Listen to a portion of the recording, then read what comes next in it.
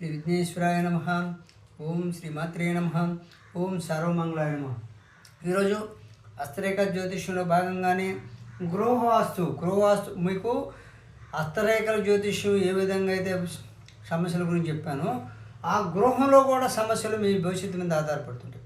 ఇప్పుడు మనకు జ్యోతిష రేఖలు హస్తరేఖలు బాగున్నప్పటికీ మీరుండే గృహం ఆగ్నేయ దోషమా, ఈశాన్య దోషమా, నైరుతి దోషమా, లేకపోతే ఉన్న కసువు ఎరువు అన్నట్టు ఏమన్నా ఇంతకుముందు వీడియోలు పెట్టున్నాను. అందువల్ల ఒక సమస్యకి అనేక కారణాలు ఉంటాయి. ఆ కారణాల్లో భాగంగా మీకు గృహవాస్తు కూడా చెప్తున్నాను. ఇప్పుడు ఈశాన్యంలో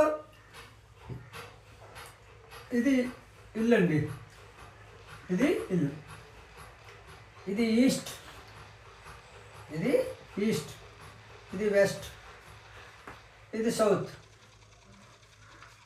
దక్షిణం, ఇది నార్త్, ఉత్తరం. ఇదంటే ఈస్ట్ తూర్పు, పడమర, ఉత్తరం, దక్షిణం.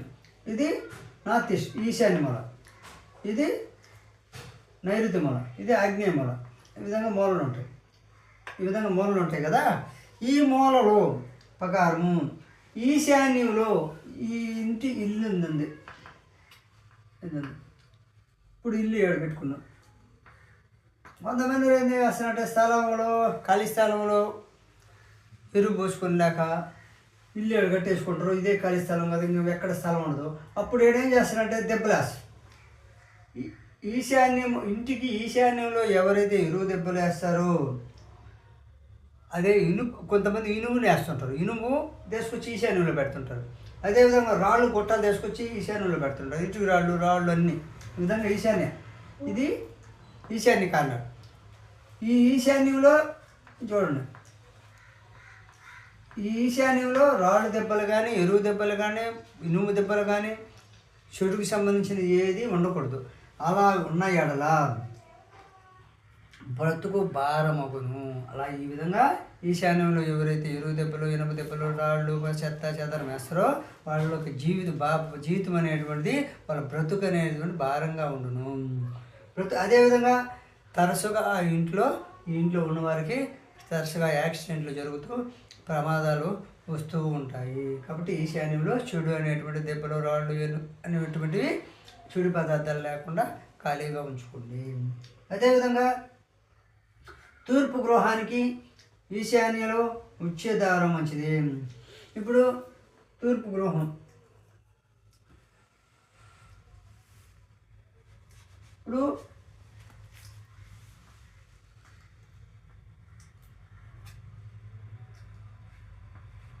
గృహం అనేది తూర్పు అండి. తూర్పు గృహం అంటే పశ్చిమ ద్వారం ఉంటుందండి, గుర్తుపెట్టుకోండి. తూర్పు గృహము అనగానే పశ్చిమ ద్వారము. తూర్పు గృహము పశ్చిమ ద్వారం. తూర్పు గృహానికి ఈశాన్యంలో ద్వారం ఉండాలి. ఈ తూర్పు గృహానికి ఇలా ఇల్లు కట్టేసే మధ్యలో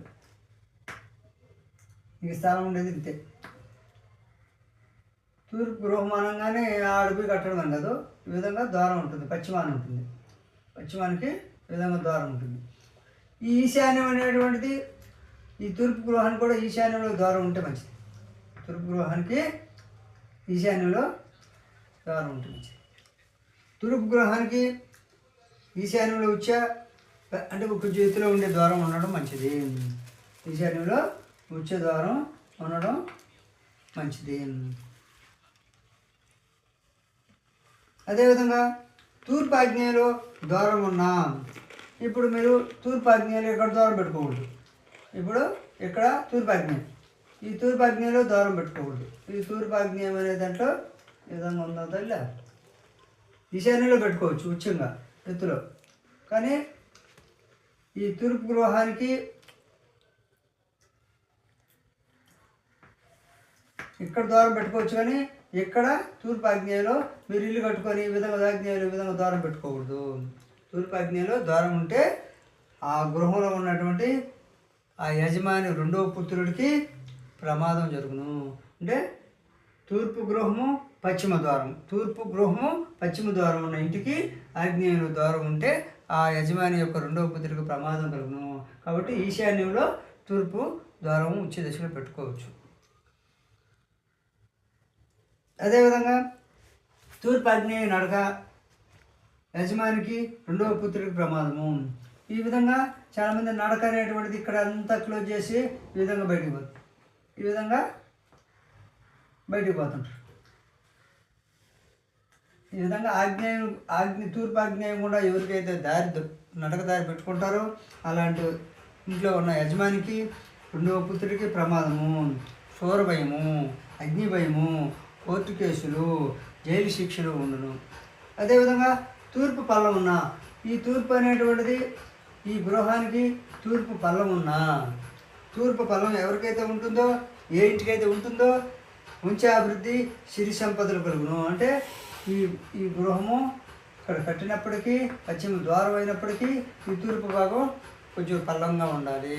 ఈ తూర్పు భాగం ఎవరికైతే పల్లంగా ఉంటుందో ఆ పల్లంగా అంటే తూర్పు పల్లం అంటే ఆగ్నేయదా కాదు, తూర్పు పల్లం అంటే కొంచెం ఇది ఎత్తు ఇలా ఉంటుందండి. ఇది కొద్దిగా ఇది ఎత్తు ఉంటుంది, ఆగ్నేయము మరి కొంచెం ఉండి ఇదంతా పల్లంగా ఉంటుంది. తూర్పు భాగం అంటే మనం బిట్లు చూసుకోవాలి. ఇది తూర్పు. నవగ్రహాల ప్రకారం 9 భాగాలు చేసింది అనుకోండి ఈ భాగాన్ని. 9 భాగాల్లో ఈ పక్క 2 ఈ పక్క 2 ఇది ఆగ్నేయం ఈశాన్యపతి, మిగిలిన 7 భాగాలు మనకి తూర్పు అవుతుంది.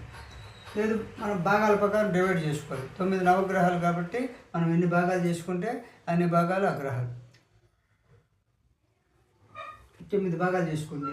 9 భాగాలు చేస్తే మొదటి భాగం రెండవ భాగం మూడో భాగం ఇదే విధంగా 9 భాగాలు చేసి ఆ 9 భాగాలు ఆగ్నేయం ఈశాన్యంతో నవగ్రహాలు ఉంటాయి. నవగ్రహాల పేరు చెప్పుకొని విడదీసుకొని మనం ద్వారాలు పెట్టుకుంటూ రావాలి. తూర్పు ఆగ్నేయంలో ద్వారం ఉన్న రెండవ పుత్రుడికి ప్రమాదం అని చెప్పాను. తూర్పు ఆగ్నేయ నడక తూర్పులో ఆగ్నేయంలో నడక ప్రారంభించిన ఆ యజమానికి రెండవ పుత్రుడికి ప్రమాదము.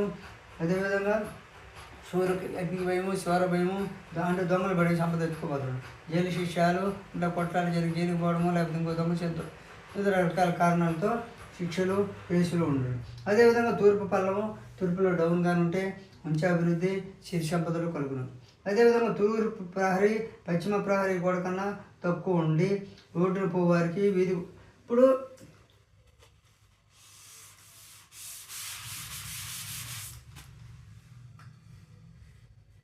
ఇది ఇల్లు,